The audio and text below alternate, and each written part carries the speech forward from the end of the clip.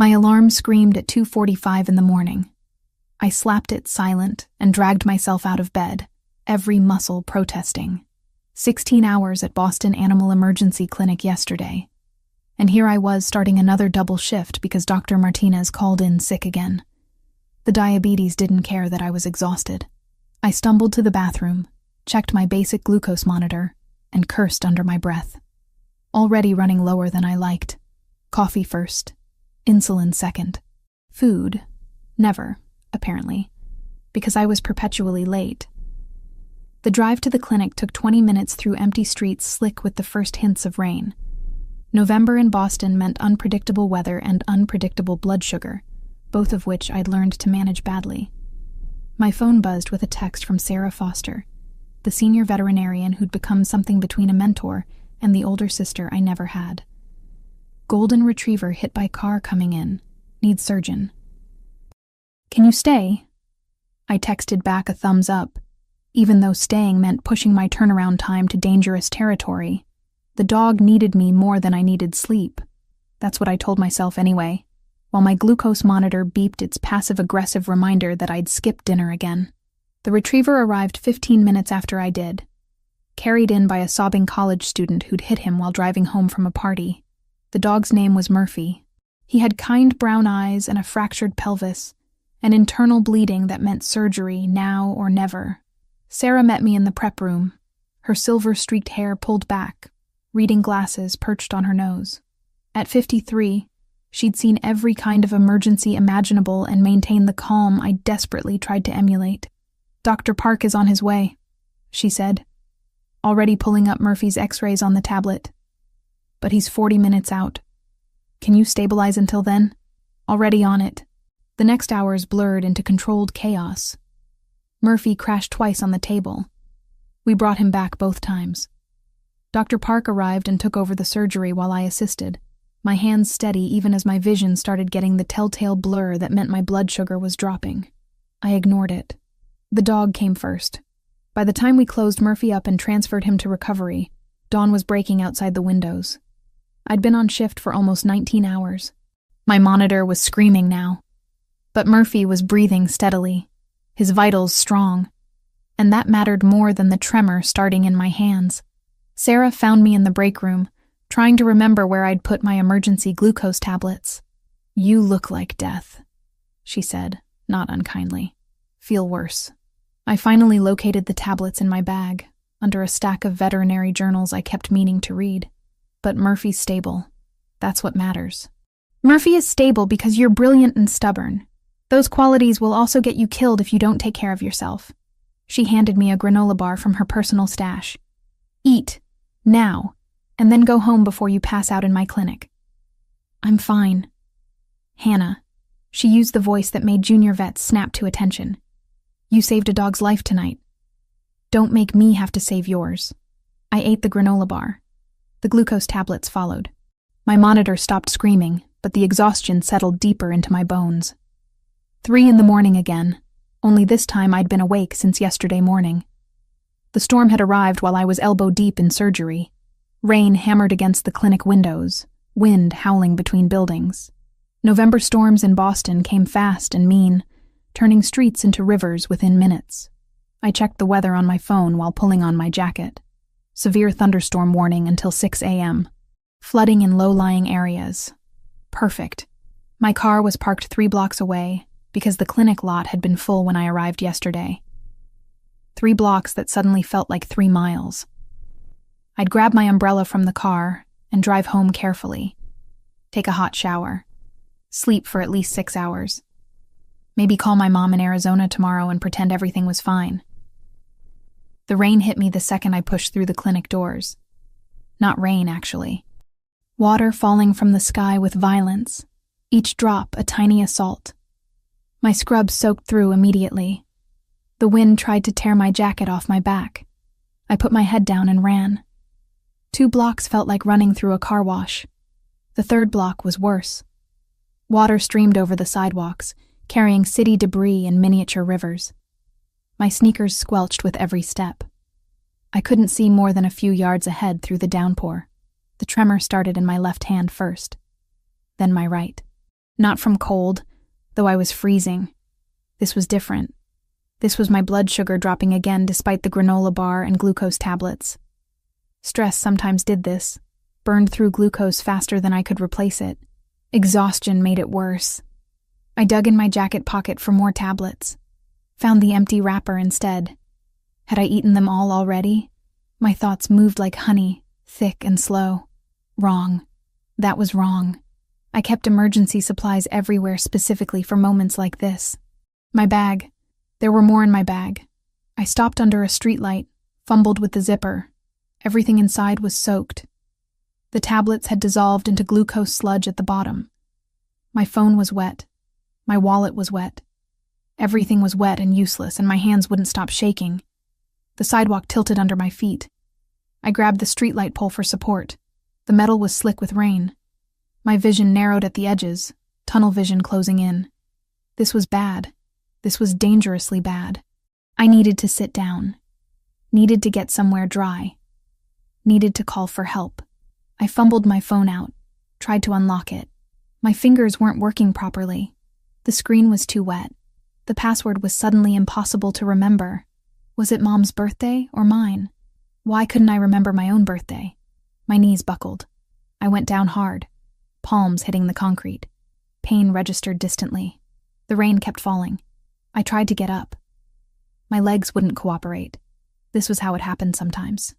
Diabetics found unconscious in weird places because they'd pushed too hard, ignored too many warning signs. I managed to roll onto my side.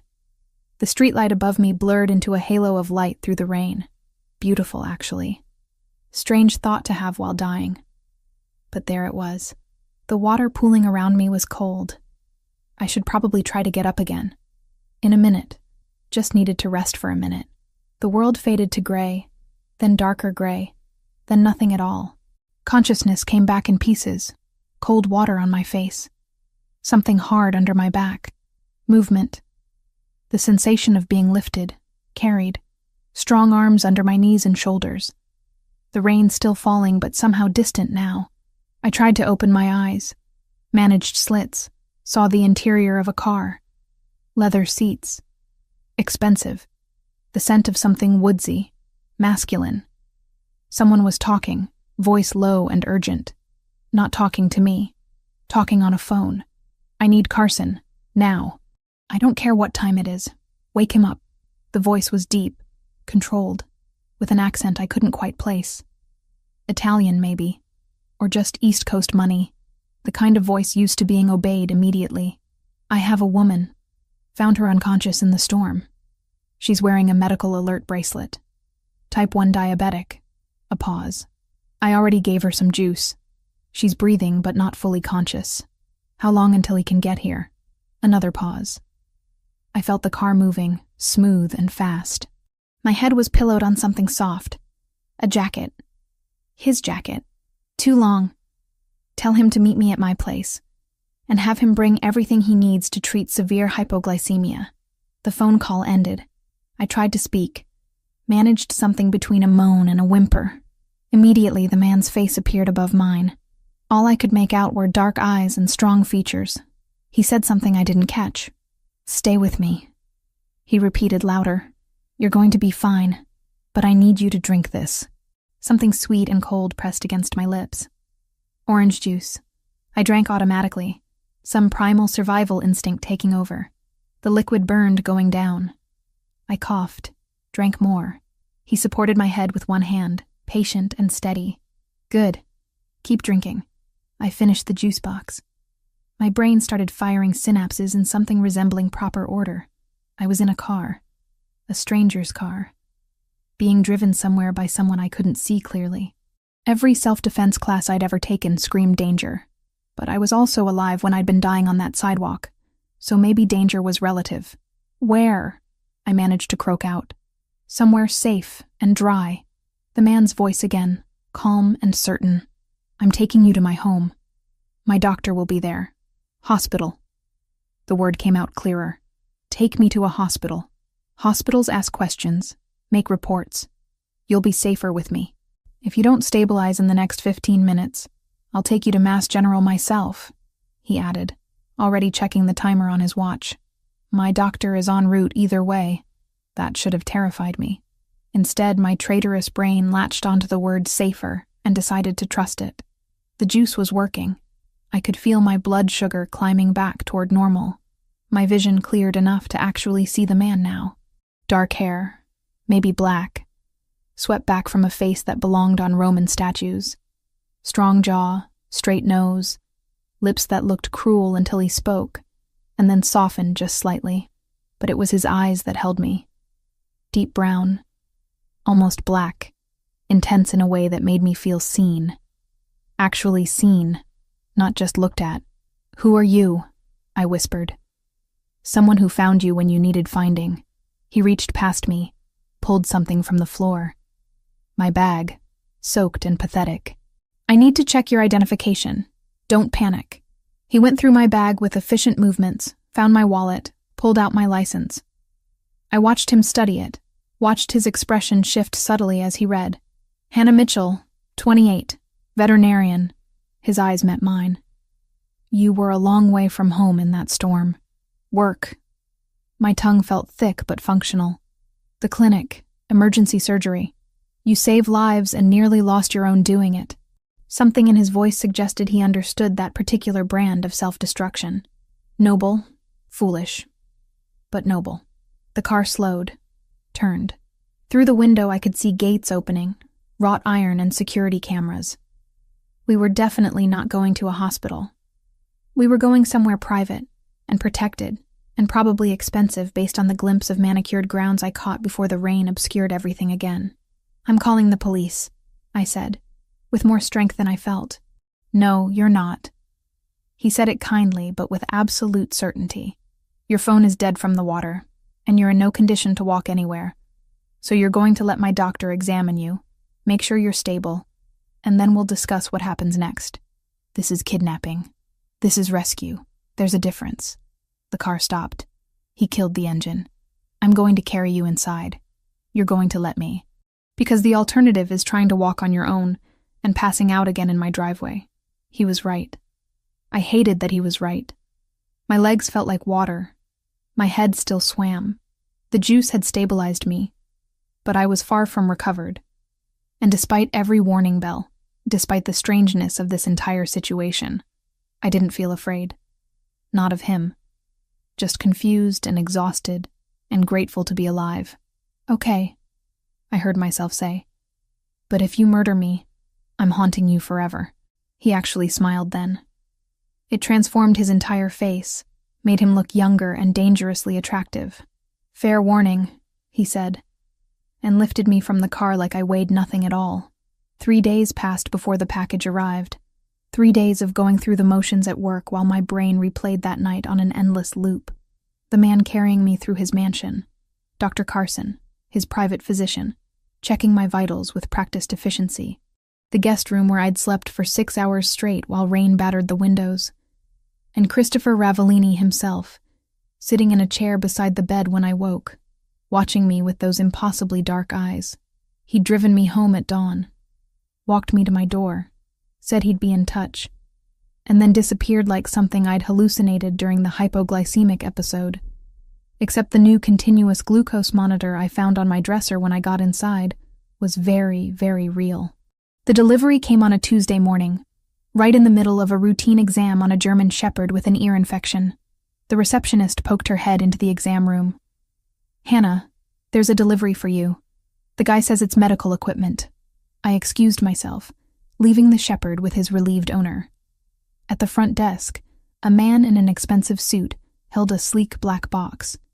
He didn't smile, didn't make small talk, just handed me the box and a small white card, then left before I could sign anything. The card was simple. Heavy stock, no name or logo. Just elegant script that said, "So you never have to choose between saving lives and saving your own. See." Inside the box was a Dexcom G7, the newest model. The kind with real-time alerts that sync to your phone. The kind that cost thousands of dollars and usually required months of insurance authorization that I'd been fighting for over a year. Sarah appeared at my shoulder, peering into the box. "Is that what I think it is?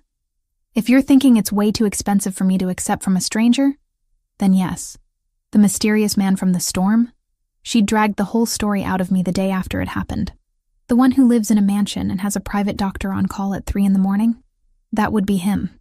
Sarah picked up the card, read it, and gave me a look that said volumes about what she thought of mysterious wealthy men bearing expensive gifts. You're going to give it back. Of course I'm going to give it back. I closed the box, feeling oddly disappointed even as I said it. This is like a month's rent. I can't accept something like this from someone I barely know. Someone who saved your life. That doesn't mean I owe him thousands of dollars in medical equipment. Sarah studied me with the expression she reserved for junior vets making questionable decisions about treatment plans. You've been checking your glucose every hour since that night. You're scared it'll happen again. This monitor could prevent that. I'm fine with my current system. Your current system almost got you killed. She wasn't wrong. My basic monitor had failed me. Or I'd failed it. Either way, the result had been the same. But accepting this from Christopher felt like crossing a line I didn't fully understand yet. That evening, my phone rang. Unknown number. I almost didn't answer. Did you receive the package? His voice, smooth and unhurried, sent an involuntary shiver down my spine. I did, and I can't accept it. Why not? Because it's wildly expensive and I barely know you. You know I found you unconscious in a storm and made sure you survived. That's not nothing. I paced my small living room, phone pressed to my ear. That's exactly my point. You already did too much. I don't need charity from strangers. It's not charity, Hannah. It's practical. You have a dangerous condition and inadequate equipment to manage it. I have the means to solve that problem. Simple mathematics. Nothing about this is simple. Then let me complicate it further. Have dinner with me Saturday. The subject change caught me off guard. What? Dinner. Saturday night. I'll pick you up at 7. I didn't agree to that. You didn't refuse either. I could hear the amusement in his voice. Considerate payment for the monitor. 1 meal in exchange for potentially saving your life again. Seems like a fair trade. That's not how this works. Then explain to me how it works. I stopped pacing. Through my window, I could see the street where I'd collapsed. 3 blocks away. But I'd walked past that spot twice since then. Each time feeling a chill that had nothing to do with the temperature. I don't know you, I said finally. I don't know anything about you, except you have money and resources and a doctor who makes house calls. For all I know, you're dangerous. I am dangerous. He said it without hesitation. But not to you. How can you possibly know that?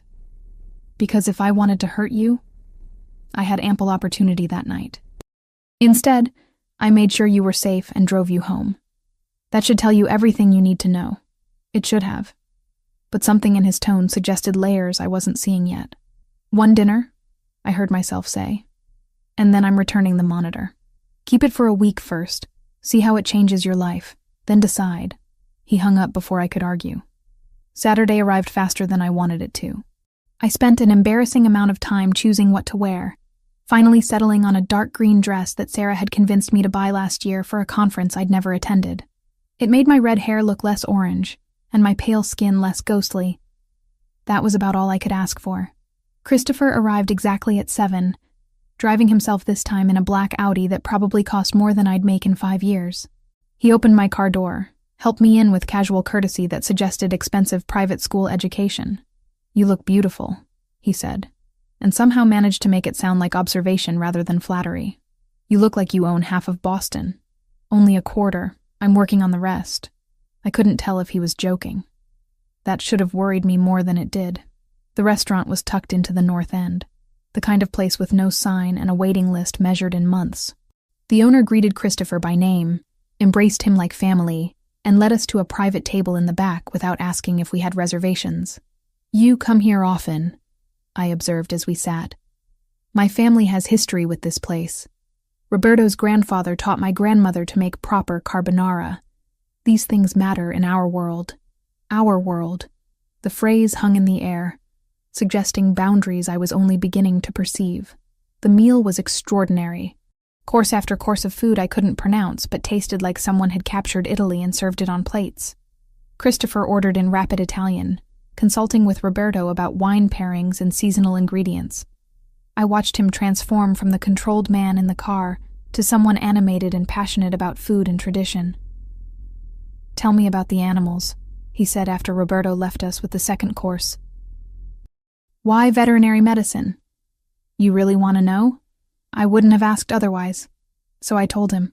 About growing up with a father who brought home every stray animal in the neighborhood, about spending summers at my aunt's ranch in Arizona, learning to birth foals and bottle feed lambs, about the scholarship to veterinary school that felt like winning the lottery, about choosing emergency medicine because I like the intensity, the impossible cases, the satisfaction of snatching life back from death's edge.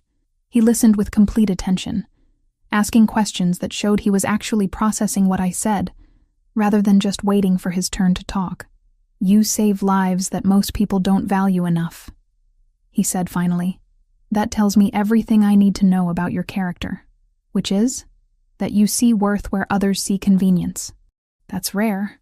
Coming from someone else, it might have sounded pretentious. From him, it landed like truth. What about you?" I asked, seizing the opening. "What do you do when you're not rescuing diabetics from storms?" His expression shifted, subtle but noticeable. "My family has business interests. Import-export primarily. Logistics and distribution through the port." That's vague. It's accurate.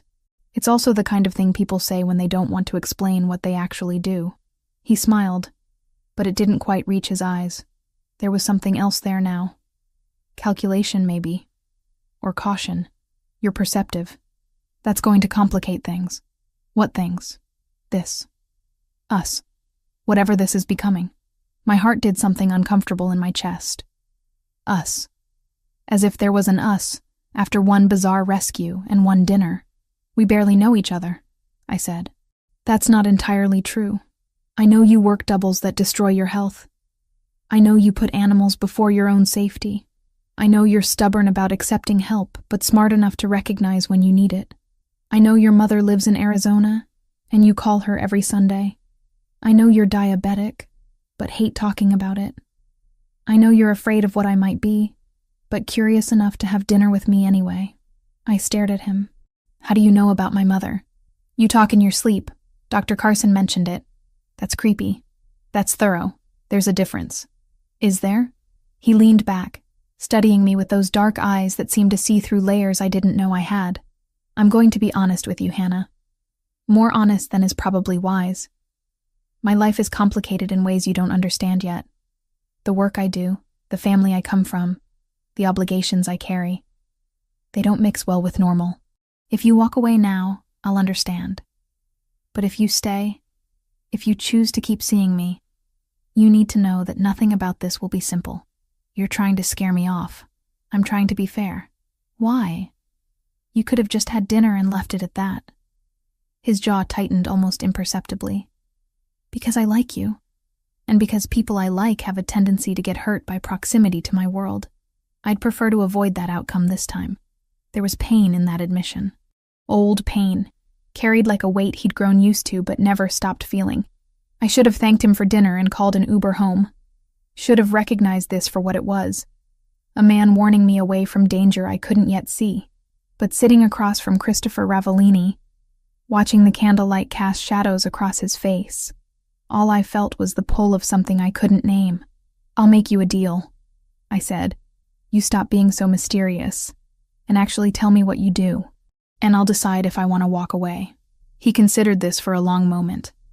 Then he pulled out his phone, typed something, and showed me the screen. It was a news article. "Christopher Ravellini acquitted in federal racketeering case." The date was 2 years ago. The photo showed him leaving a courthouse in an expensive suit, surrounded by lawyers and grim-faced men who looked exactly like the kind of people mothers warned their daughters about. My blood went cold, then hot, then cold again. "Your mob," I said quietly. "My family has been in Boston for 4 generations. We manage certain business interests that operate outside traditional regulatory frameworks. That's a really polite way of saying organized crime. It's an accurate way of describing a complex reality." I should have stood up. Should have left immediately. Instead, I kept staring at the article, at his face in that photo. He looked different there. Harder. More dangerous. The same man, but without whatever softness he'd shown me. "Why tell me this?" I asked. "Because you asked. And because I meant what I said about being fair." He put his phone away. "If you want to leave, I'll drive you home. No judgment. No consequences. You'll never hear from me again. And if I stay, then you accept that my world is dangerous. That the people I do business with are not the kind you invite to dinner parties. That loving me, if it ever comes to that, means understanding I can't always tell you where I've been or what I've done. Loving me." He said it like it was inevitable, like he could see that future already written. "This is insane," I whispered. "Yes, I should run. Probably. Why aren't I?" He reached across the table, took my hand. His skin was warm, his grip gentle but firm. "Because you're braver than you think. And because part of you already knows that what we could have is worth the risk." I looked at our hands. His fingers were long, elegant, with calluses that suggested he'd done physical work at some point, despite the obvious wealth. There were small scars across his knuckles. Evidence of violence, probably. Evidence of everything he'd just warned me about. I should have pulled away. I didn't. "I need time," I said, "to think about this. About what it means. Take all the time you need. But Hannah?" He waited until I met his eyes. "The monitor is yours regardless of what you decide. That part isn't conditional." He drove me home in silence. Walked me to my door like a gentleman. Didn't try to kiss me, though I found myself irrationally disappointed by that. "Thank you for dinner," I said, key in hand. "Thank you for listening. Not many people would have stayed after seeing that article. I'm still not sure I made the right choice. Neither am I. But I'm glad you made it anyway." He left me standing in my doorway, watching his taillights disappear down my street. I went inside, locked the door, and sat on my couch in the dark for a long time. The new glucose monitor buzzed on my wrist. Levels stable. Everything normal. Except nothing was normal anymore. And despite every logical reason to run, all I could think about was when I'd see him again. I spent 3 days researching Christopher Ravellini online. 3 days falling down rabbit holes of news articles, court documents, and conspiracy theories that made my head spin. The more I learned, the less I understood why I wasn't running in the opposite direction. His family had been in Boston for 4 generations, just like he'd said. What he hadn't mentioned was that those 4 generations had built an empire on everything from legitimate shipping to decidedly less legitimate activities that the FBI had been trying to prosecute for decades. The Ravellini name appeared in dozens of investigations. It was never quite proven, never quite disproven. Christopher himself was something of an enigma in the articles I found. He'd taken over as head of the family 5 years ago after his father died of a heart attack. Under his leadership, the family had somehow become both more powerful and more untouchable. The federal case against him 2 years ago had fallen apart spectacularly when key witnesses recanted and evidence mysteriously disappeared. I should have deleted his number, should have thrown away the glucose monitor and pretended that night in the storm had never happened. Instead, I called him on Wednesday evening, standing in my apartment with my heart in my throat. He answered on the second ring. "Hannah." Just my name, but the way he said it made my stomach flip. "I've been thinking," I said, "about what you told me, about your world. And I have questions. A lot of them. Ask. Not on the phone. In person." There was a pause. When he spoke again, I could hear the smile in his voice. "I can be at your place in 20 minutes. "No." The word came out sharper than I intended. "Somewhere public. Somewhere normal. The coffee shop on Hanover Street. The one that stays open late. I'll see you there in 30 minutes. He hung up before I could argue about the location. I Googled the place. It was in the North End, what the articles had referred to as traditional Ravellini territory. Of course it was. I arrived first, ordered a cappuccino I didn't want, and claimed a table near the window where I could watch the street. The neighborhood was beautiful in that old Boston way. Brick buildings and narrow streets that had probably looked the same for 100 years. People walked past speaking Italian, stopping to greet each other with the easy familiarity of a true community. Christopher appeared exactly 30 minutes after he'd hung up. He moved through the coffee shop like he owned it, which he probably did, and every person there seemed to know him. The older woman behind the counter called out a greeting. A man reading a newspaper nodded respectfully. A young couple at another table looked up with poorly concealed nervousness. He sat across from me, declining coffee when the woman brought it anyway. "You wanted to talk," he said. "I'm listening. The articles I read, the court cases, the allegations, are they true? Some of them. Which ones? Does it matter? You've already decided I'm dangerous. The question is whether you can live with that." I wrapped my hands around my coffee cup, needing something to hold on to. I need to understand what I'm getting into. If I'm getting into anything. You can't just drop a bomb like, "I'm in the mob," and expect me to be okay with vague answers. "You're right." He leaned back, studying me with those dark eyes. "What do you want to know specifically? Have you killed people?" The question hung between us like smoke. Around us, the coffee shop continued its normal evening rhythm. Someone laughed at another table. The espresso machine hissed. "Yes," he said simply. My heart dropped into my stomach. Hearing him admit it out loud was different from suspecting it. "How many?" "Fewer than you're imagining. More than I'm proud of." "That's not an answer. It's the only one I can give you. The details would keep you awake at night. Trust me when I say ignorance is a gift in my world." I wanted to argue, wanted to demand specifics, but looking at his face, at the careful blankness there, I realized he was protecting me from knowledge that would fundamentally change how I saw him. "Why do it then?" I asked instead. "Why stay in that life if it requires things you're not proud of?" "Because it's not just my life. It's my family's legacy, my responsibility. The people who work for us, who depend on us, they don't have other options. I can't just walk away because it's morally complicated."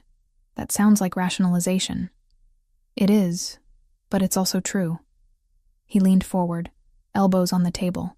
"I was born into this world, Hannah. I didn't choose it any more than you chose to be diabetic. But I can either do it well and protect the people who rely on me, or do it poorly and watch them suffer. Those are my options."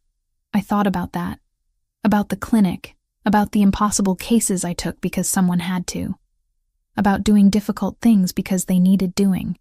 "I'm not saying I understand," I said carefully, "or that I approve, but I can see why you stay. That's more than most people would give me." We sat in silence for a moment. Through the window, I watched an old man walk past with a small dog on a leash. Normal life, happening all around us while we discussed murder and morality. "If I keep seeing you," I said finally, "if this becomes something real, what does that mean for me? Am I in danger? From my enemies? Potentially. From me? Never." He said it with absolute certainty. "But I won't lie to you, Hannah. Being close to me puts a target on your back. That's why most people in my position don't get involved with civilians." "Then why pursue me?" His expression softened. "Just slightly. Because you're the first person in years who's looked at me and seen something other than the family name.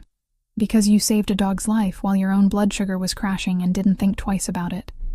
Because when I carried you into my house that night, soaking wet and barely conscious, you made a joke about haunting me." He paused. "Because I want you in my life, and I'm selfish enough to try to make that happen even knowing the risks." My throat felt tight. This was crazy. All of this was completely insane. Getting involved with Christopher Ravellini would complicate every aspect of my life in ways I couldn't begin to predict. "I want to try," I heard myself say, "but I need boundaries. I need to know there are parts of my life that stay mine. My work, my friends, my independence. I can't become someone who's just an accessory to your world. I wouldn't want you to." He reached across the table, took my hand. "I like you exactly as you are. That doesn't work if you have to change everything to fit into my life. And if it gets too much, if I realize I can't handle it, then you walk away. No consequences, no threats. You'll always be safe, Hannah. Whether you're with me or not." I wanted to believe him. Looking into his eyes, I thought maybe I could. "Okay," I said. "Let's try this. But slowly. And honestly. No more secrets dropped like bombs. I can work with that." He smiled, and this time it did reach his eyes. We finished our coffee talking about easier things. He asked about work, about the animals I'd treated this week. I told him about Murphy, the golden retriever, who was recovering beautifully, about Sarah Foster, who'd taken one look at me on Monday and known immediately that something had changed. When we left the coffee shop, Christopher walked me to my car 3 blocks away.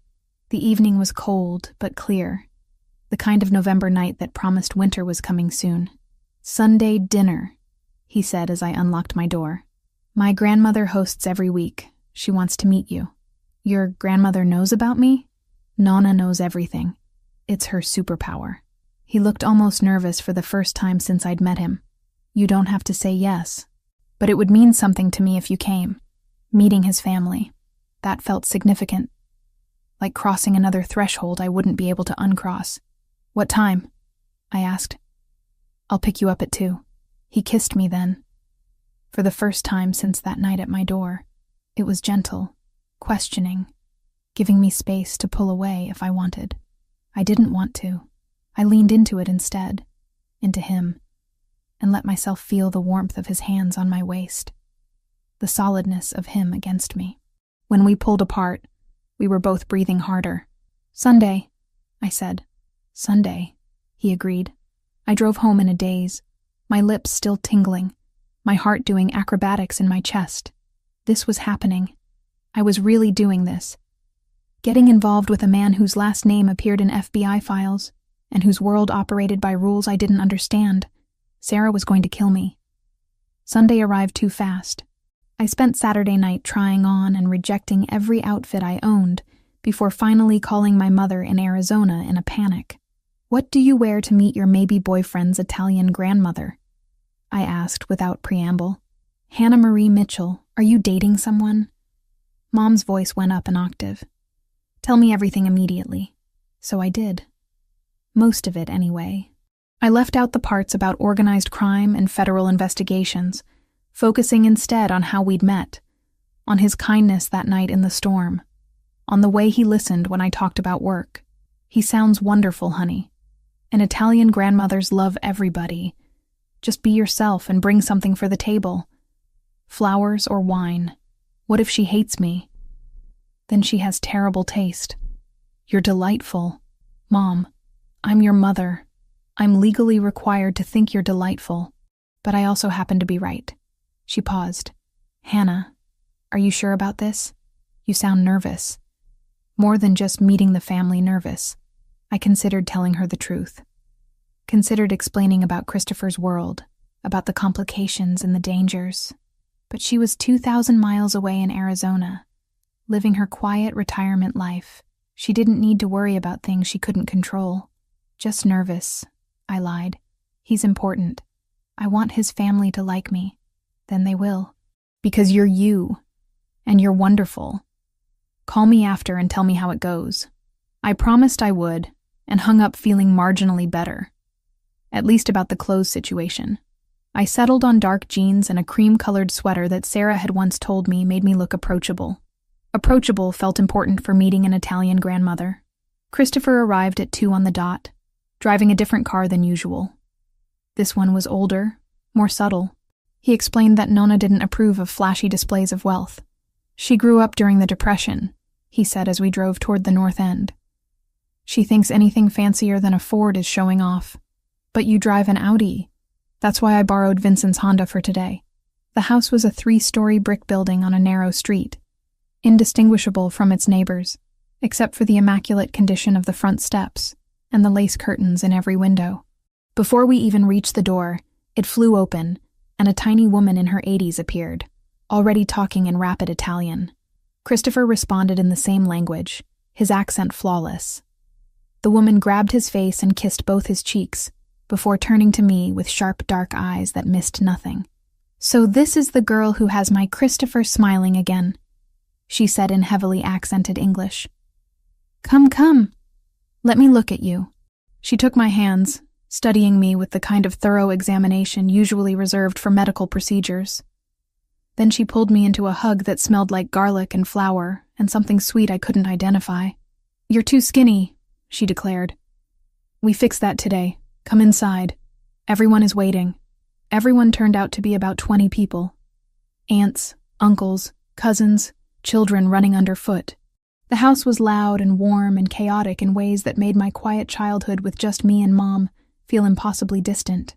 Christopher stayed close, his hand at the small of my back, introducing me to person after person whose names I immediately forgot.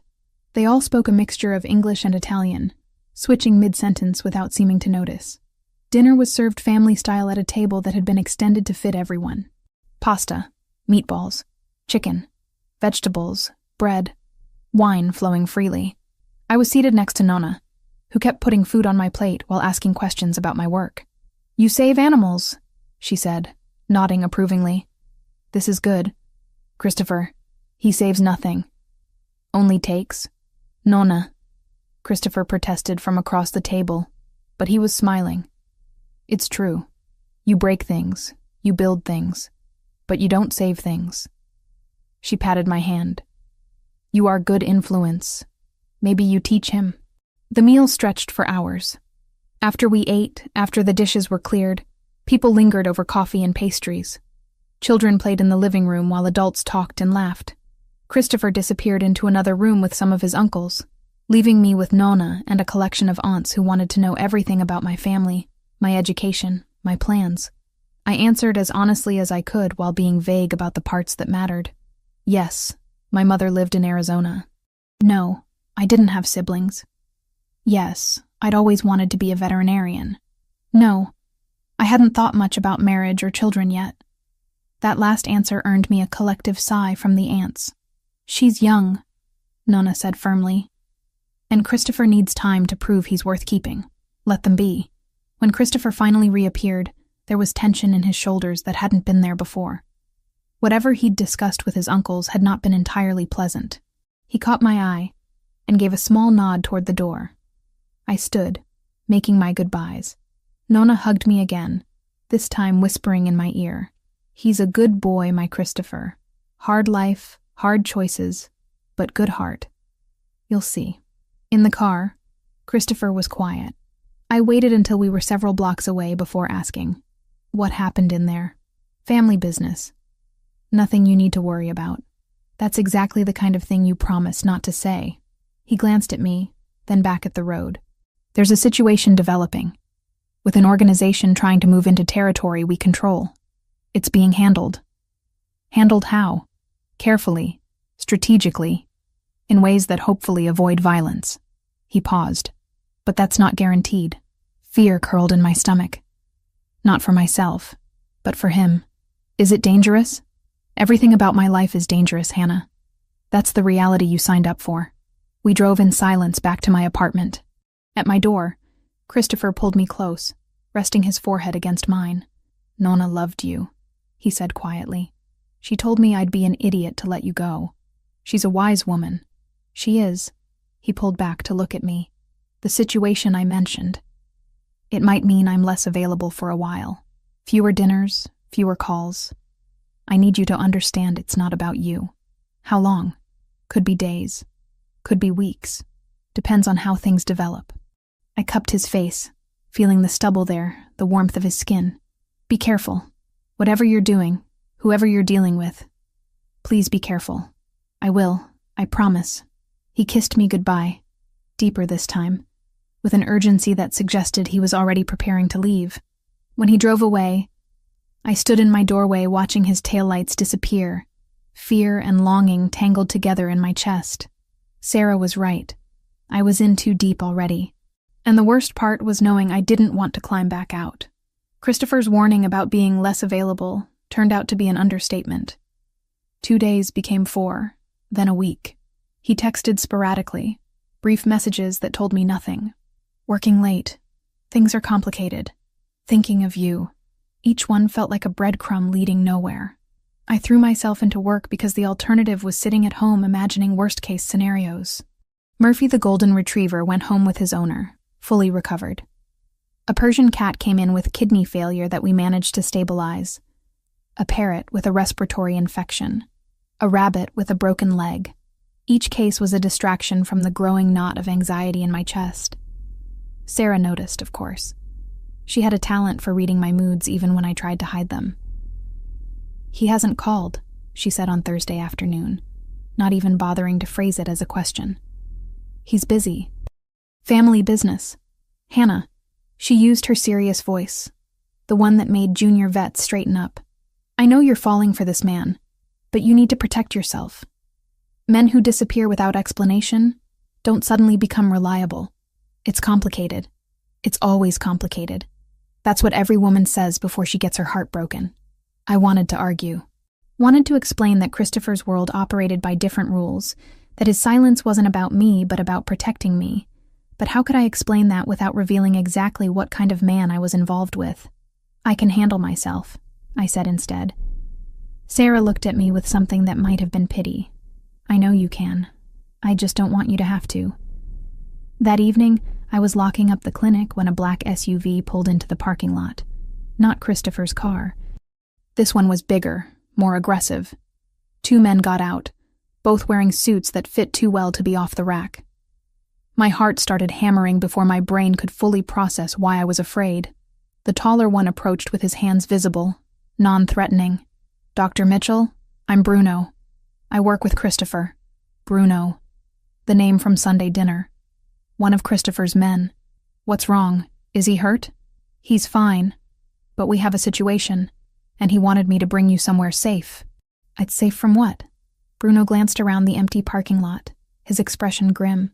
"There are people who know about you. People Christopher has problems with. He doesn't want to take chances with your safety." Ice slid down my spine. This was what Christopher had warned me about. The danger of being close to him. "I'm not going anywhere until you tell me exactly what's happening. The Yamaguchi organization has been moving product through Boston without permission. Christopher's been negotiating with them to back off. Negotiations haven't gone well." Bruno shifted his weight. "They've been watching his movements, which means they've been watching you. Why would they care about me? Because they've seen him with you. And people in our world use leverage however they can find it." My stomach dropped. I wasn't just Christopher's girlfriend anymore. I was a potential weakness. A target. So what? I'm supposed to hide until this is resolved? That could be weeks. Christopher has an apartment, secure building, armed guards, everything you need. It's temporary. Just until we handle the situation. Handle it how? Bruno's expression darkened. "You don't want to know those details, Dr. Mitchell." He was right. I didn't. But I also hated the idea of hiding, of letting fear dictate my life. I have patients, animals that depend on me. Dr. Foster said she'll cover your shifts. Christopher already arranged it. Of course he did. Without asking me. Without giving me a choice in how my own life was managed.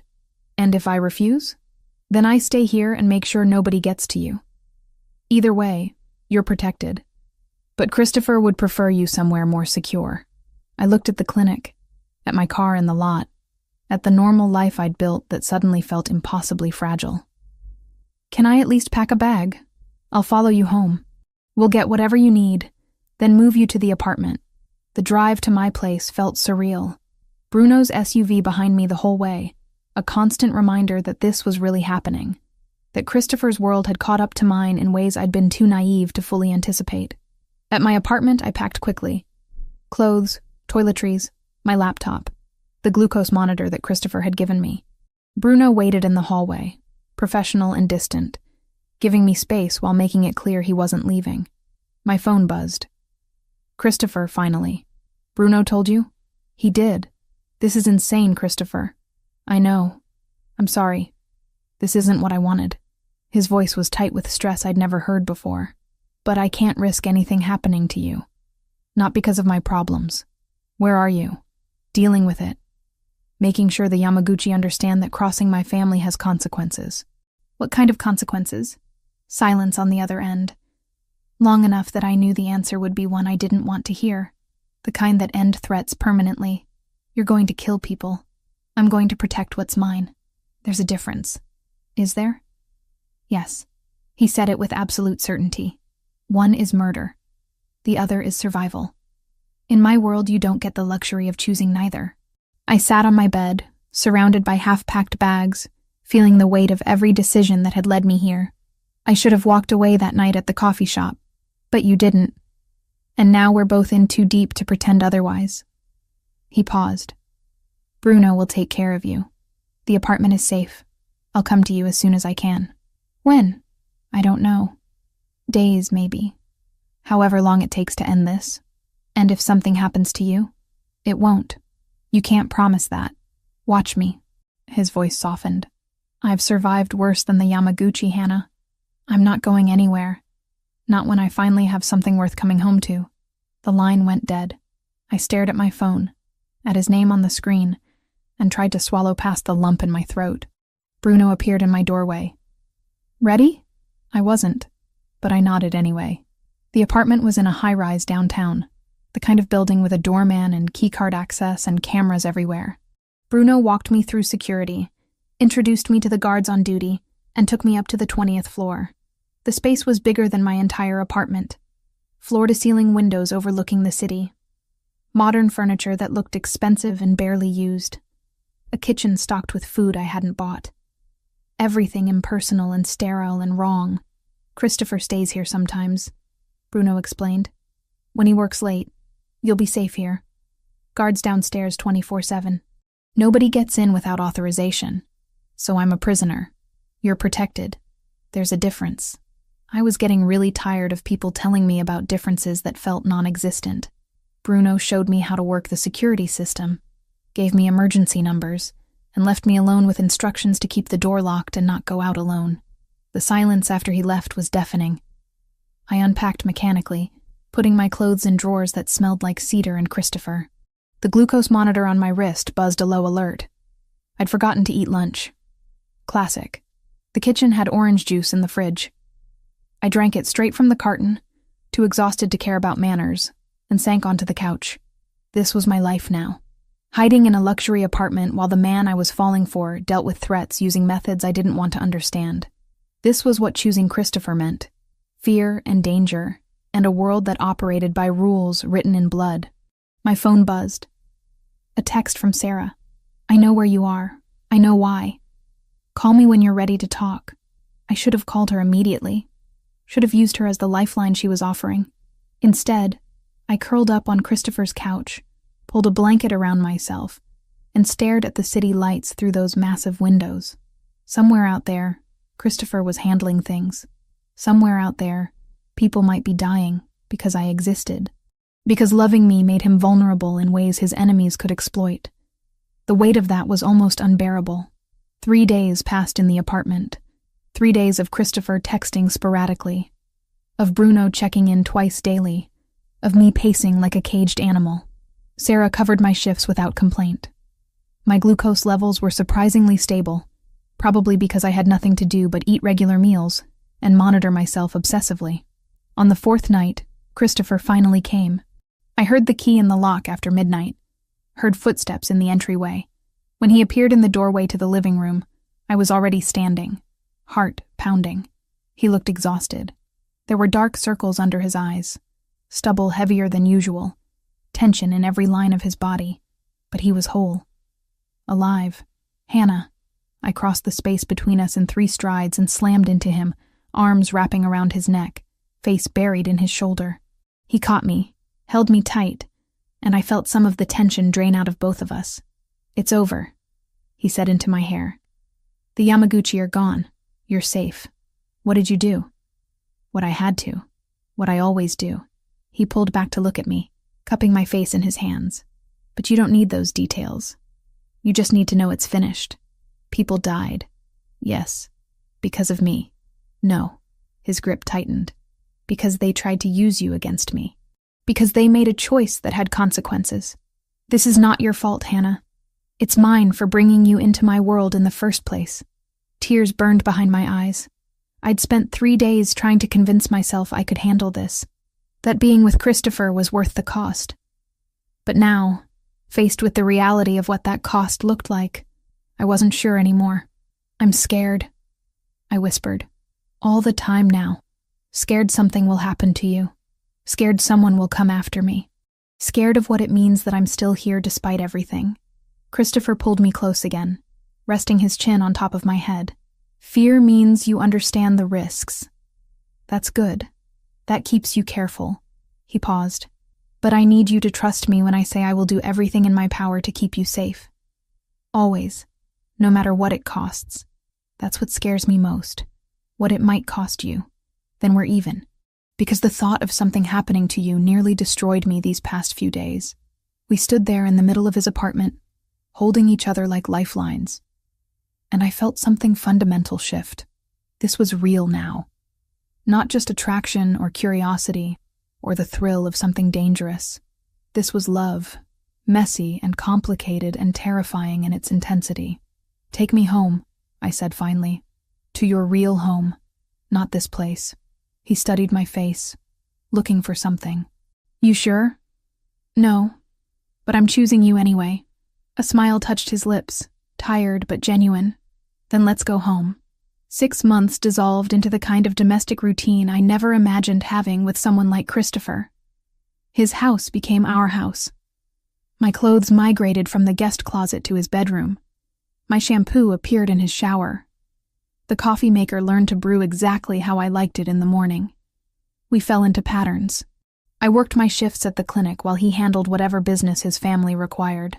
Some nights he came home smelling like expensive restaurants and cigar smoke from meetings. Other nights he appeared exhausted, with shadows under his eyes that spoke of things he wouldn't discuss. I learned not to ask about those nights. Learned to just hold him, and let silence say what words couldn't. The house itself slowly transformed. Where everything had been stark and masculine before, little touches of me started appearing. Books about veterinary medicine on the coffee table. Photos of animals I'd treated taped to the refrigerator. A ridiculous ceramic frog that Sarah had given me as a joke, sitting on the kitchen counter because it made Christopher smile every time he saw it. Sundays remained sacred. We never missed dinner at Nana's, and gradually I stopped feeling like an outsider in that loud, warm chaos of family. The aunts stopped interrogating me about marriage plans. The cousins included me in their jokes. Even the children treated me like I belonged, dragging me to play games or show me their latest treasures. But there were tensions simmering beneath the surface that neither of us wanted to name. It started small. Christopher taking phone calls in other rooms, coming home late with vague explanations.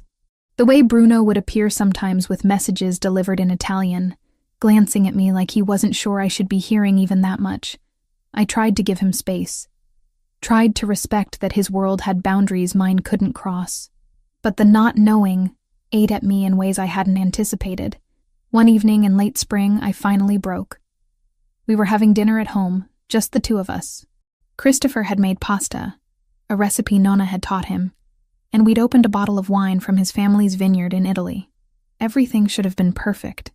Instead, I watched him push food around his plate, mind clearly somewhere else.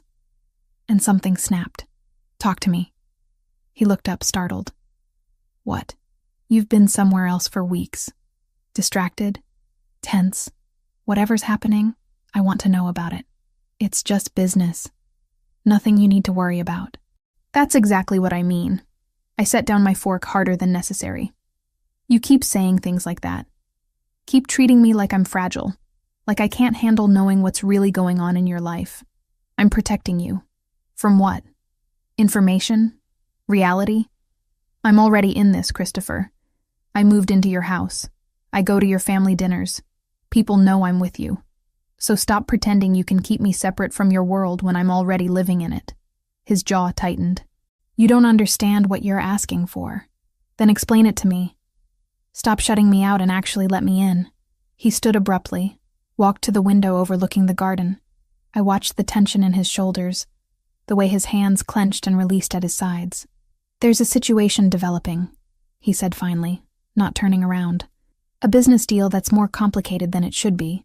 One of our partners is making moves that suggest he might be working with competitors. If that's true, there will be consequences." "What kind of consequences?" "The permanent kind." He turned to face me.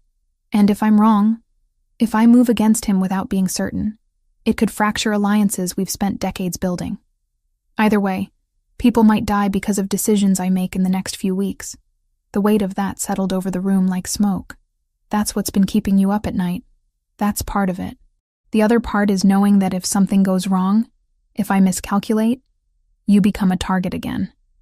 And last time we dealt with threats against you, I barely slept for days imagining all the ways I could lose you. I crossed the room to him, took his face in my hands. I'm not asking you to protect me from everything. I'm asking you to trust me enough to be your partner, not just the person you come home to, but someone who actually understands what you're carrying. You want to be my partner? Isn't that what we're building here? A life together? That doesn't work if you keep half of your existence locked away from me. He searched my face, looking for something.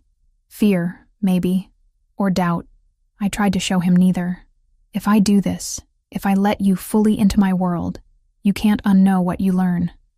You can't decide later that it's too much and walk away clean. You'll be complicit in ways that change you fundamentally. I'm already complicit. I chose you, knowing what you are. Now I'm choosing to understand it completely. He kissed me then, deep and desperate, like he was sealing something between us. When we pulled apart, both breathing harder, he took my hand and led me to his study. The room was lined with bookshelves and filing cabinets, a massive desk dominating the center. Christopher unlocked one of the cabinets and pulled out a folder thick with documents. This is the partner I mentioned, Anthony Brunarelli. He's been with my family for 15 years, handles most of our legitimate import business. He spread papers across the desk. 3 months ago, shipments started going missing. Small amounts at first, easy to write off as warehouse errors, but the patterns escalated. I studied the documents, invoices, shipping manifests, warehouse reports, numbers that meant nothing to me, but clearly told a story to Christopher. You think he's stealing from you? I think he's diverting product to sell independently, which means he's working with someone who can move that volume. Probably one of the families trying to establish a foothold in our territory. Have you talked to him about it? Not yet. I need proof first. Accusations without evidence just give him time to cover his tracks or run. So what are you going to do? Christopher's expression went cold in a way I'd never seen directed at anything but distant threats. I'm going to watch him until he makes a mistake. And when he does, when I have undeniable proof, I'm going to make an example that ensures nobody else in my organization considers betrayal. You're going to kill him. If the evidence confirms what I suspect, yes, but cleanly, quickly, not with cruelty, just finality. He said it so calmly, like discussing weather. I should have been horrified. Maybe part of me was. But standing there looking at the man I loved explaining the mechanics of necessary violence, I felt something else.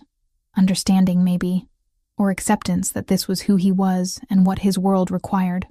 Show me the rest, I said. So he did. For the next 3 hours, Christopher walked me through the architecture of his family's operations, the legitimate businesses that provided cover and income, the less legitimate ones that generated the real power, the network of alliances and rivalries that governed Boston's underworld, the rules, unwritten but absolute, that kept violence contained and business flowing. By the end of it, I wasn't braver, just better briefed. If you need me to leave the clinic again, you tell me first, I said. He nodded once. No surprises. Not for you. It wasn't romance. It was policy. And for the first time, it felt like we had one. He explained how disputes were mediated, how territories were negotiated, how betrayals were handled. He didn't soften any of it, didn't try to make it palatable, just showed me the reality of the world he navigated every day. When he finished, I sat back in the leather chair, mind reeling from the complexity of it all. This is what you manage, all of this, with help from people I trust. But ultimately, yes, the decisions are mine. The responsibility is mine. He poured us both whiskey from the bottle he kept in his desk. Now you understand why I try to keep you separate. It's heavy, Hannah. And once you're carrying this knowledge, you can't put it down. I took the whiskey, sipped it, felt the burn. I'd rather carry it with you than watch you carry it alone. He came around the desk, pulled me to my feet, and just held me. Neither of us spoke for a long time. We didn't need to. Something had shifted between us.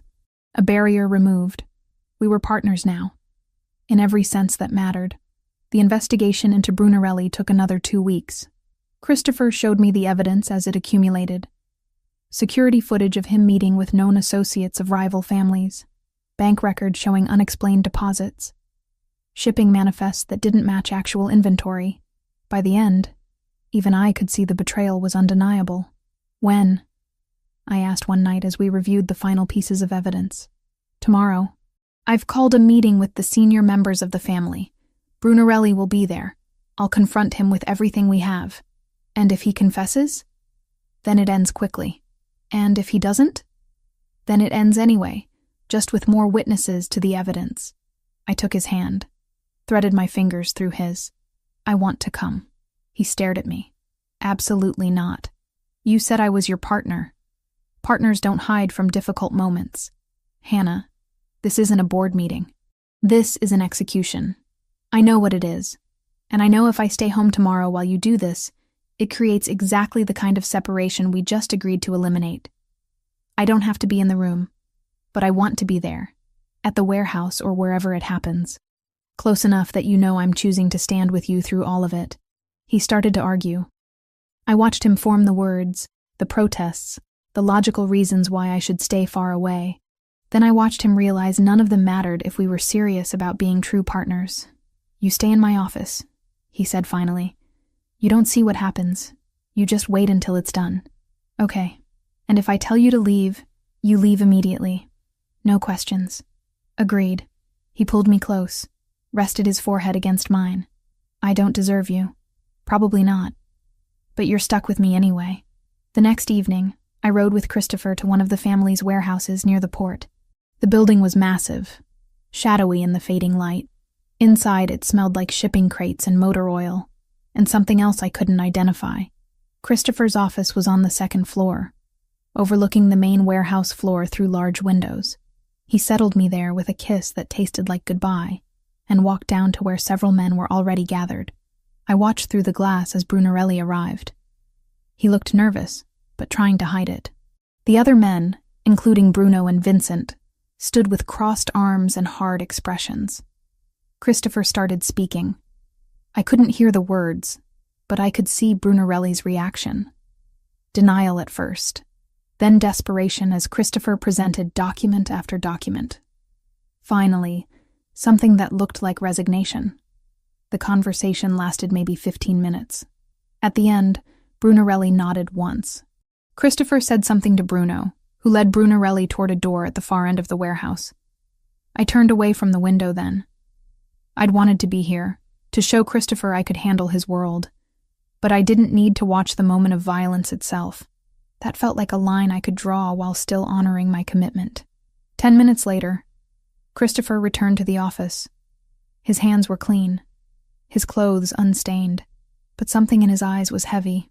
It's done. I went to him, wrapped my arms around him, and just held on. Let's go home, I said into his chest. We drove back in silence. At the house, I made him tea while he stood at the kitchen sink, washing his hands even though they were already clean. Washing away something invisible that only he could see. Later, in bed, he held me close and whispered into the darkness. Thank you for being there, for not running. Where would I run to? I turned to face him.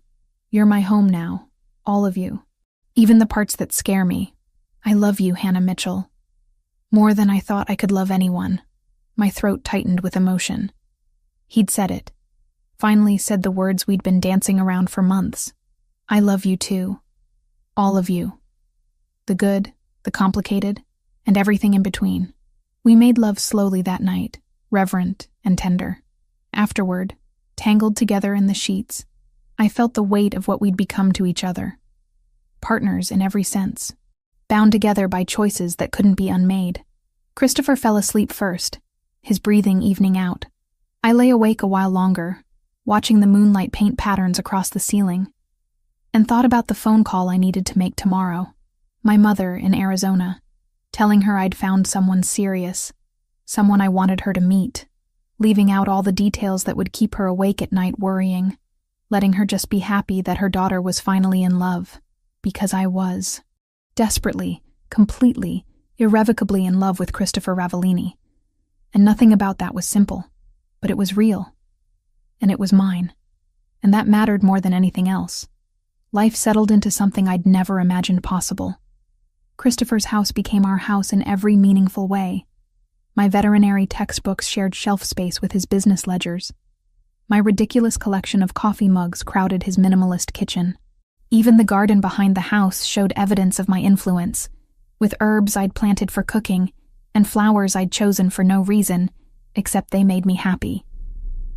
We hosted Sunday dinners at Nana's faithfully. The questions about when we were getting married had shifted from subtle hints to outright interrogations from the aunts. Christopher would just smile and change the subject while squeezing my hand under the table. But underneath the domestic bliss, pregnancy was changing everything in ways I hadn't anticipated. I discovered I was pregnant on a Tuesday morning in late summer. I'd been feeling off for weeks, exhausted beyond what my shifts at the clinic could explain. My glucose levels fluctuating unpredictably despite careful monitoring. Sarah had noticed me running to the bathroom during consultations and practically forced me to take a test. 2 lines, clear and undeniable. I sat on the closed toilet lid in the clinic bathroom, staring at the plastic stick in my trembling hands. A baby, Christopher's baby, growing inside me right now while I tried to process what this meant for our complicated life. Terror and joy warred in my chest. I wanted this, I realized with shocking clarity. Wanted Christopher's child, wanted to build a family with him. But the timing felt impossible. We weren't even engaged yet, and bringing a child into his world, into the danger and violence that sometimes knocked on our door, felt profoundly selfish. Sarah found me still sitting there 20 minutes later. "Hannah, you okay?" I held up the test wordlessly. She took one look and pulled me into a hug. "Does Christopher know?" "Not yet. I just found out myself." "Are you going to tell him?" "I don't know. I mean, obviously eventually. But maybe I should wait until I've processed this myself first." Sarah pulled back, studying my face. "Or maybe you're scared of his reaction." She wasn't wrong. Christopher had never mentioned wanting children. We'd never discussed it beyond vague someday hypotheticals. What if this wasn't what he wanted? What if the reality of fatherhood in his dangerous world made him pull away? I hid the pregnancy for 3 days. 3 days of pretending everything was normal while secretly researching high-risk pregnancy management for diabetics. 3 days of Christopher asking if I was feeling all right, and me lying through my teeth. 3 days of carrying this enormous secret while trying to figure out how to share it. Sarah finally cornered me on Friday. "You need to tell him. Today, before you make yourself sick with stress. I'm working up to it. Hannah, he's going to notice eventually. Preferably before you start showing." She was right. Of course she was right. That evening, I came home to find Christopher in the kitchen attempting to make dinner. He'd gotten better at cooking over the past months, though he still approached it with the same intense focus he applied to business negotiations. "Hey." He looked up from chopping vegetables. "How was work?" "Good. Busy." I set my bag down, trying to summon courage I didn't feel. "Can we talk?" The knife stopped moving. Christopher read tension in voices the way other people read books. "What's wrong?" "Nothing's wrong exactly, it's just..." I took a breath. "I'm pregnant." The knife clattered to the cutting board. Christopher stared at me, frozen. His expression completely unreadable. The silence stretched so long I started to panic. "Christopher, say something." He crossed the kitchen in 2 strides and pulled me into his arms, holding me so tight I could barely breathe. "Are you sure?" Took 3 tests. All positive. He pulled back just enough to cut my face, searching my eyes.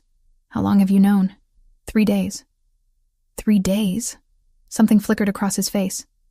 "Hurt, maybe. Why didn't you tell me immediately?" "Because I was scared.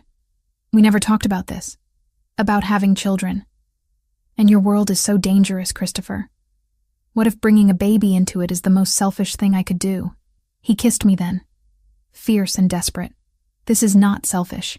This is the best news I've gotten in my entire life." He rested his forehead against mine. "I love you, Hannah. And I'm going to love our child. We'll figure everything else out together." Relief crashed through me so intensely my knees went weak. He caught me, guided me to a chair, knelt in front of me with his hands on my knees. "Tell me what you need." "What the doctors said." "Everything." So I did.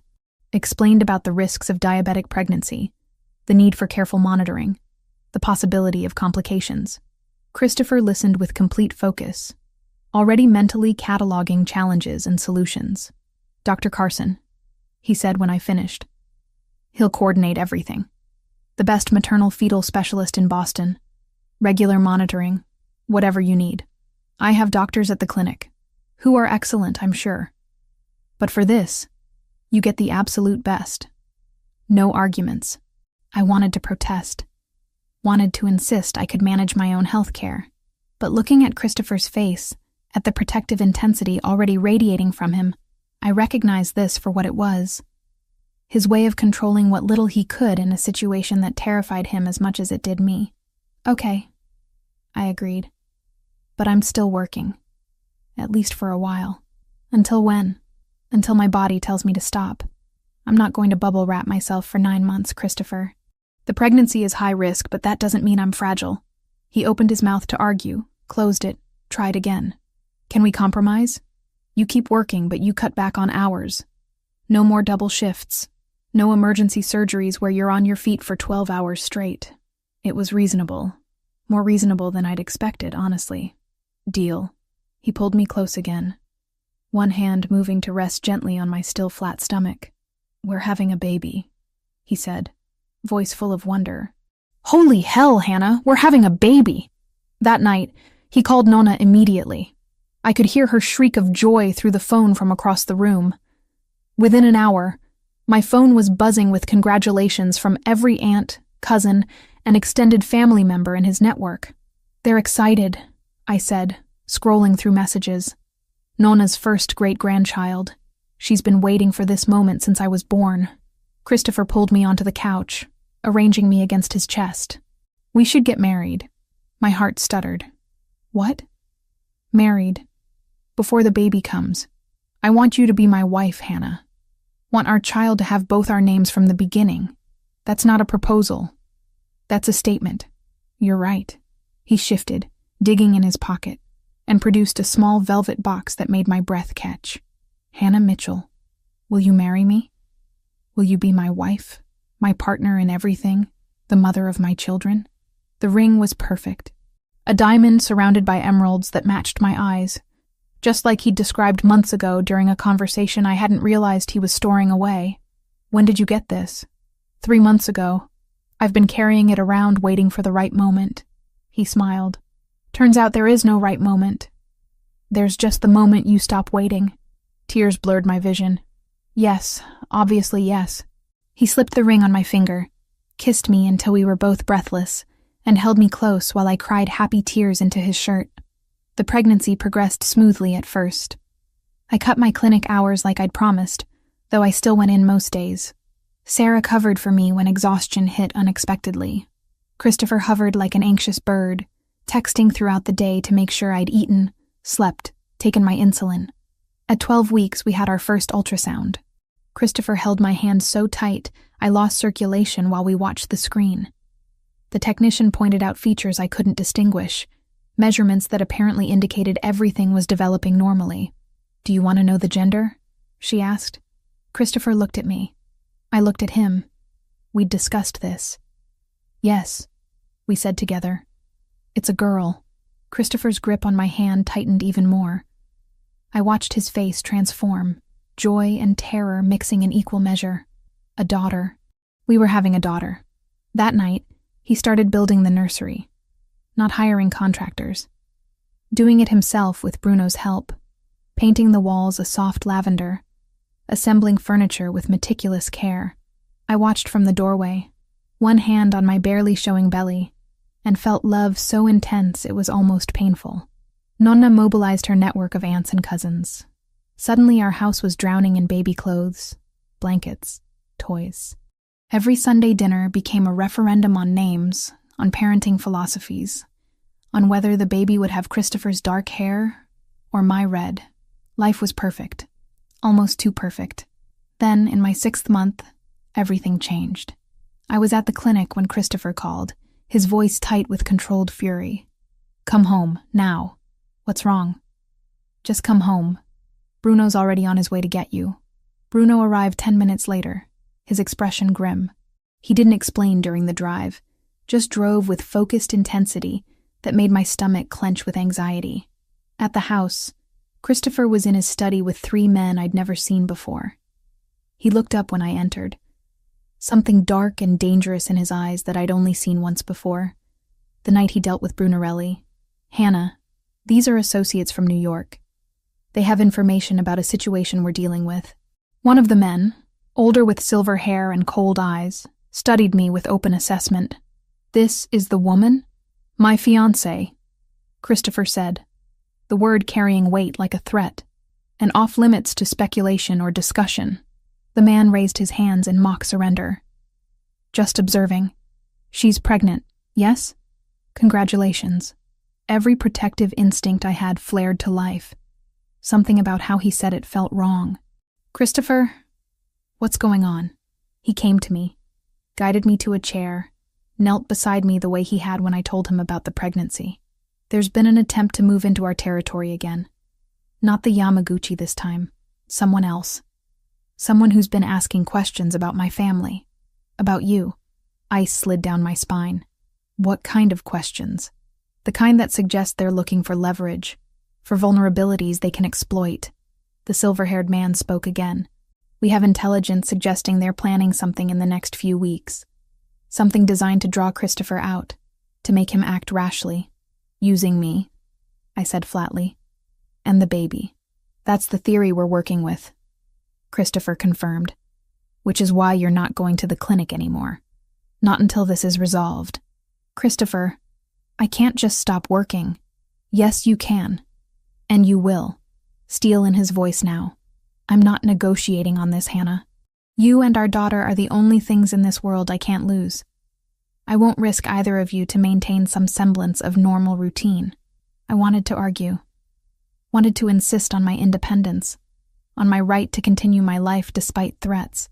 But looking at his face, at the barely controlled fear there, I recognized this wasn't about controlling me. It was about a man terrified of failing to protect the 2 people who mattered most. "How long?" I asked instead. "However long it takes to eliminate the threat. Days, maybe weeks. And what do I do in the meantime? Hide in this house like a prisoner? You stay safe. You let me handle this." He took my hands. "Please, Hannah, don't fight me on this. Not when the stakes are this high." I looked at the men in his study, at their hard faces and calculating eyes. This was his world. The violence and danger I'd accepted when I chose to love him.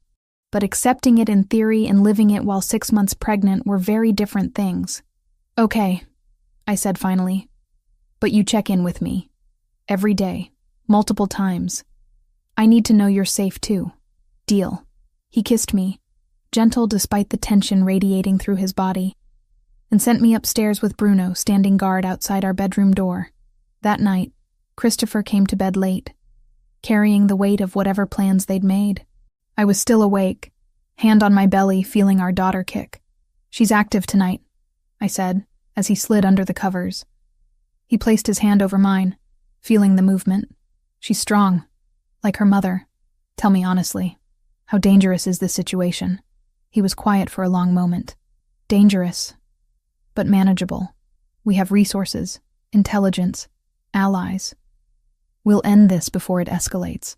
And if you can't, then I do what I always do. Whatever it takes to protect my family." I rolled to face him, studied his features in the moonlight coming through the window. "I'm scared." "Me too." He pulled me close, careful of my belly. "But we're going to be okay. All 3 of us. I promise you that." I wanted to believe him. Needed to believe him. Because the alternative, the thought of something happening to Christopher or our daughter, was unbearable.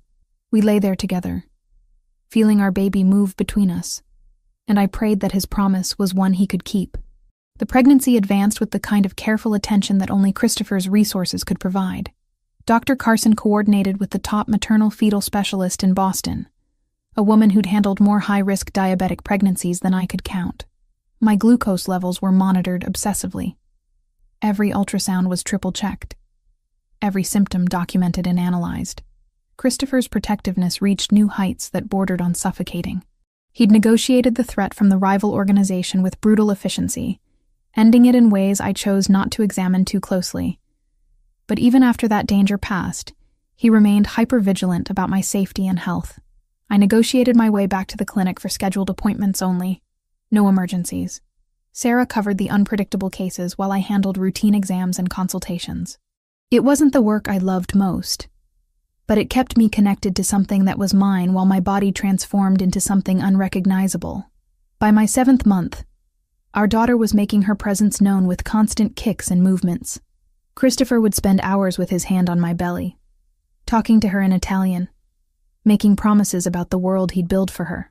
Watching him like that always made my chest ache with how much I loved him. I called my mother on a Sunday evening.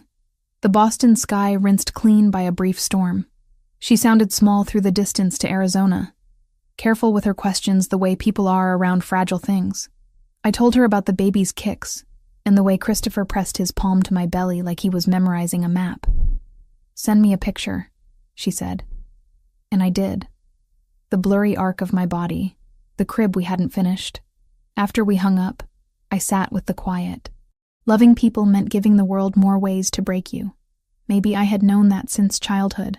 Maybe I was choosing it anyway. Nonna had opinions about everything. The nursery needed different colors. We should choose a saint's name. The baby would be born during a full moon, which meant she'd be strong-willed. Christopher listened with patient amusement while I took notes, trying to keep track of which traditions were negotiable and which would cause family wars.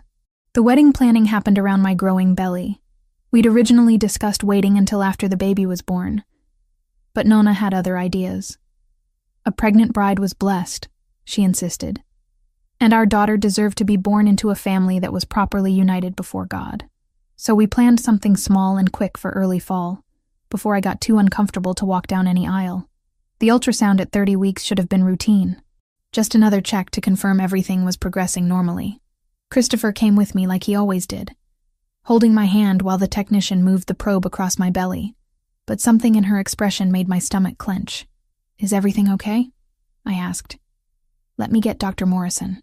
The specialist appeared within minutes, studying the screen with focused intensity that did nothing to calm my nerves. "The baby's growth has slowed," she said finally. "Not dramatically, but enough that we need to monitor it closely, and your fluid levels are slightly elevated." "What does that mean?" Christopher's grip on my hand had turned painful. "It could be nothing, natural variation. But with your diabetes, we need to be cautious.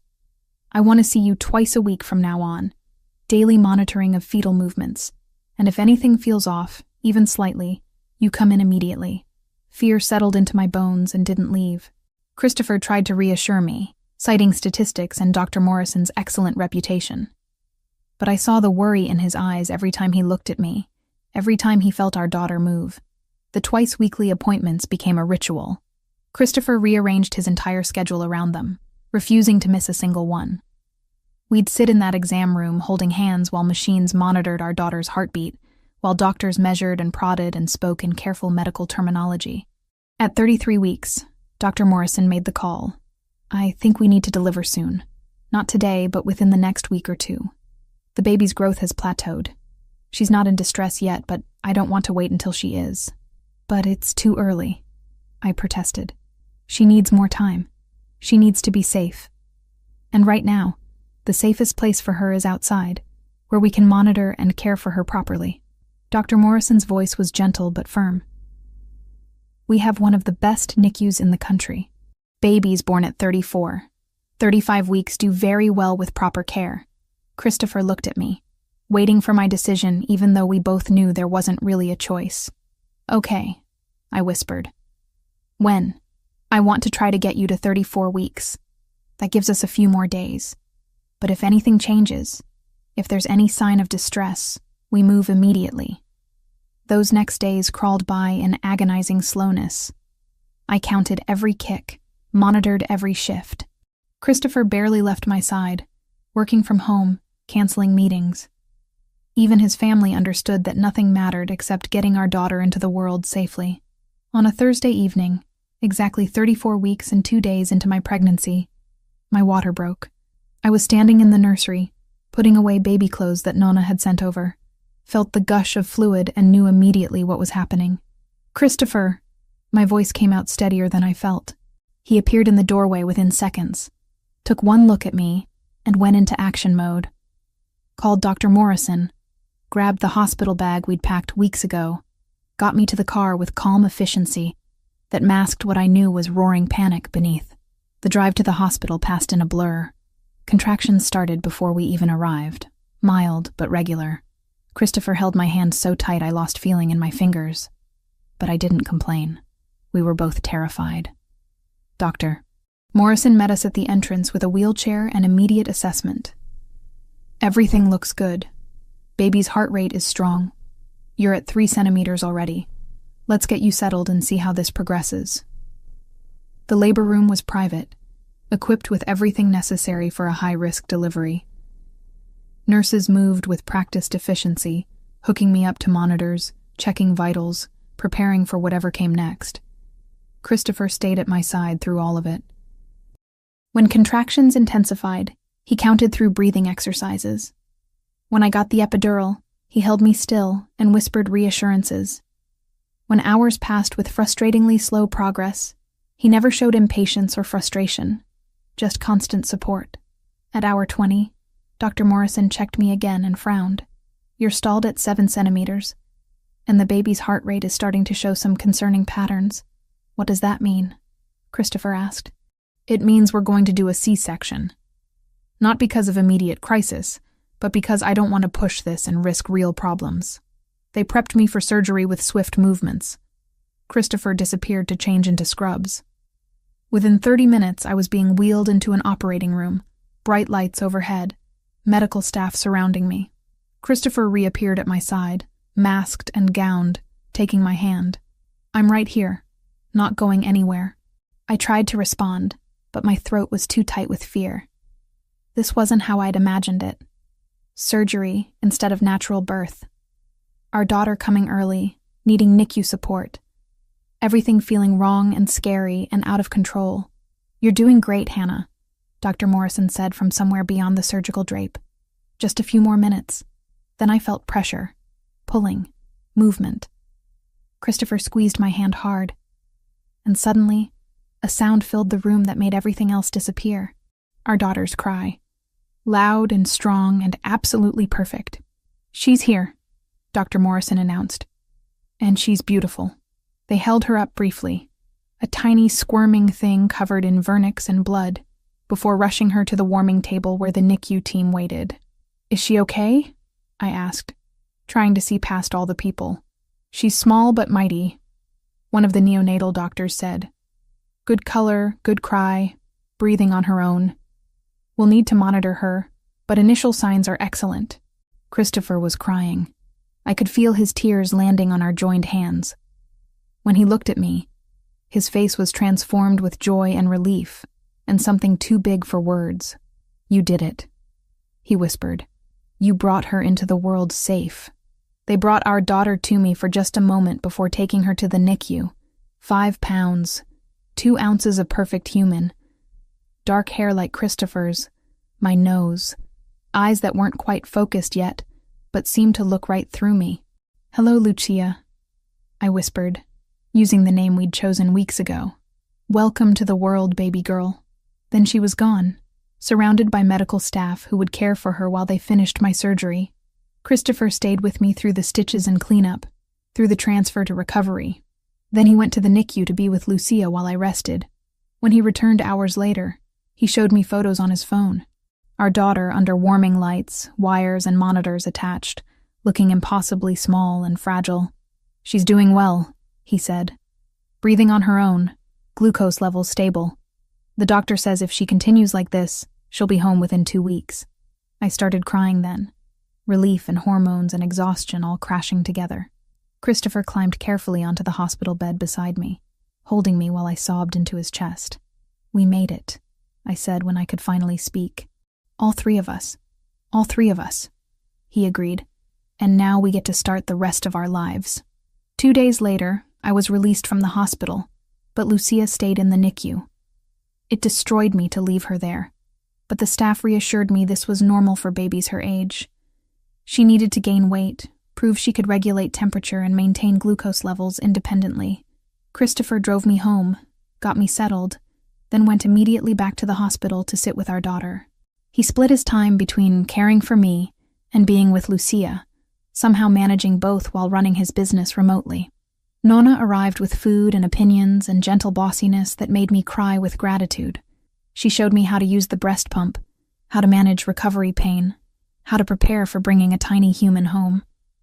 On day 12, the NICU doctors cleared Lucia to leave. Christopher brought her home wrapped in the blanket his grandmother had made, placed her carefully in my arms, and we both just stared at her in wonder. This was our family now, imperfect and complicated and born out of a storm that had brought us together. But ours.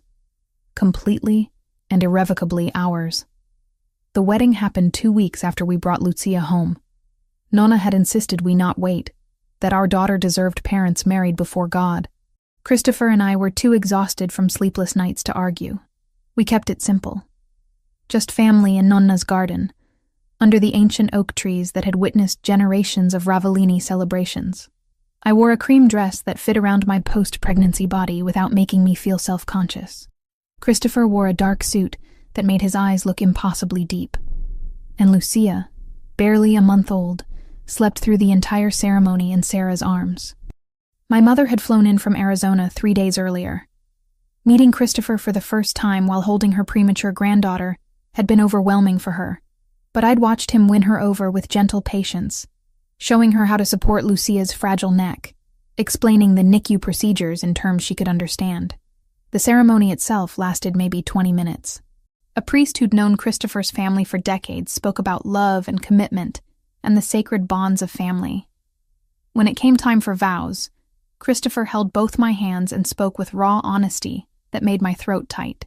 I promise to protect you and our daughter with everything I have, to build a life where you can both be safe and happy, to love you through every storm that comes, the way you've loved me through mine, to be the man and father you both deserve, even when I fall short, to choose you, every day, for the rest of my life.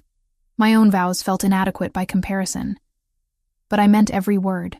I promise to be your partner in everything, light and dark, to stand beside you when the world gets complicated, to raise our daughter knowing the truth about who you are, all of you, and loving you anyway, to choose this life, this family, every single day. When the priest declared us married, Christopher kissed me with tenderness that somehow contained everything we'd been through, the fear and danger and impossible choices that had brought us here, the love that had survived all of it. Lucia woke up crying halfway through the reception, demanding food with impressive lung capacity for someone who'd spent her first weeks connected to monitors. I excused myself to nurse her in Nonna's bedroom, grateful for the quiet. Sarah found me there 20 minutes later. How are you holding up? Exhausted, overwhelmed, happy. I adjusted Lucia against my chest. Is that normal? To feel all of that at once? Perfectly normal. Sarah sat beside me on the bed. You just married a man whose world most people would run from. You have a premature daughter who's defying every odd. You're allowed to feel complicated things. Do you think I'm crazy for doing this? I think you're brave and honest about what you're choosing. She touched Lucia's tiny hand. This little one is lucky to have parents who see reality clearly, but love anyway. The rest of the evening passed in a blur of food and family and exhaustion. Christopher rarely left my side, one hand always finding mine, his attention split between me and Lucia. When his uncles tried to pull him aside for business discussions, he politely but firmly refused. Today is for my family. Business can wait. We drove home as the sun set. Lucia secured in her car seat, both of us too tired to speak. At the house, Christopher carried our daughter inside while I followed, my body aching from standing too long. I'll get her settled, he said. You go rest.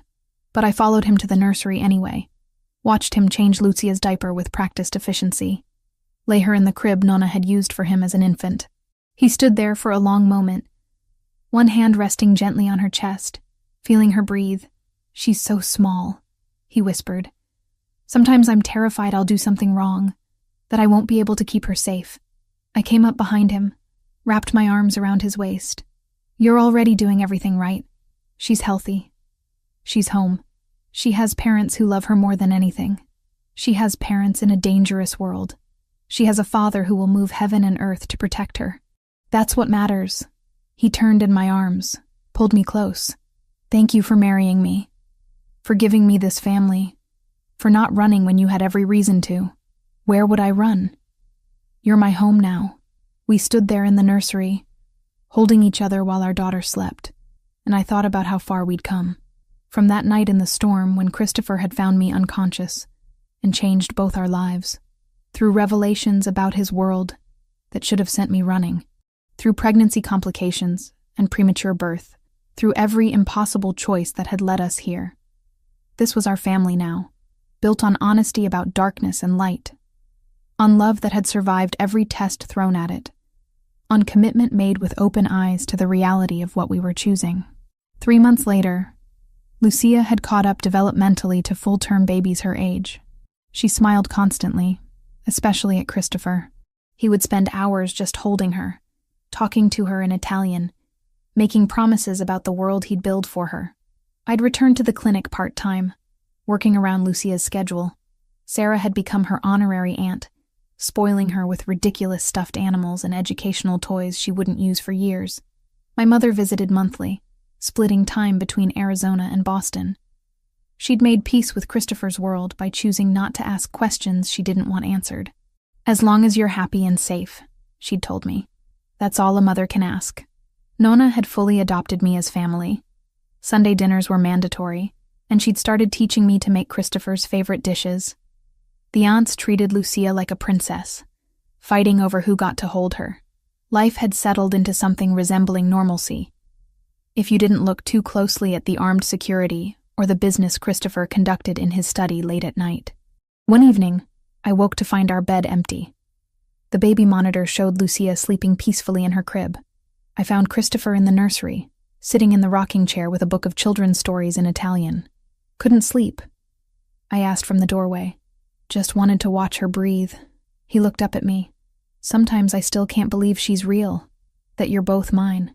I crossed to him, settled onto his lap, even though I was too big to fit comfortably. We're yours, both of us. Completely. I know. That's what terrifies me, having something this precious to lose. So don't lose it.